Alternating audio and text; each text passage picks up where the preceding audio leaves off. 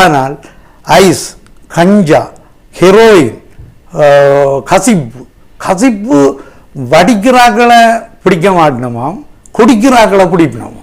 1-2 கசிப்பு வடிக்கிறாக்களை பிடிக்கிறத விட குடிக்கிறாக்களை தானே பிடிக்கிறோம். இல்லைன்னா போலீஸுக்கும் அவைக்கும் லிங்கன்னு சொல்லி மக்கள் கதைக்குது. நாங்கள் இது எத்தனை கூட்டங்களில் கதைச்சிட்டோம்.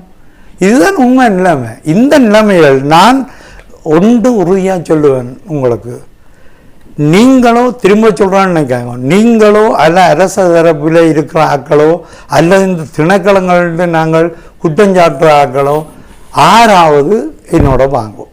நான் இந்த கசிப்பு காய்ச்சிற இடங்களையும் காட்டுறேன், கஞ்சா விற்கிற இடங்களையும் காட்டுறேன், அதே மாதிரி கடல் சட்டவிரோத தொழில்கள் செய்கிற இடங்களையும் கூட்டிக் கொண்டு காட்டுறேன், அதே மாதிரி காணி பிடிச்சி வச்சிருக்கிற இடங்களையும் காட்டுறேன். காணி பிடிச்சி வச்சிருக்கிற இதெல்லாம் எங்கட காணி தான், தமிழ்நாக்களுடைய காணி தான்ன்ற ஆதாரங்களையும் காட்டுறேன். பிரிட்டிஷ் காலத்து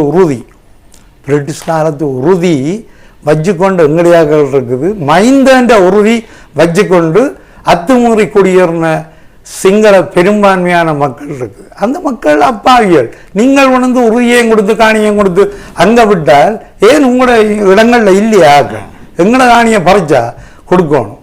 அப்போ உதாரணம், நீங்கள் இவ்வளோ பேர் இருந்த இடத்த இந்த முறை 4 பேர் வந்த நீங்கள் பாராளுமன்றத்துக்கு சிங்கள மக்கள் தானே திரட்டி விட்டது.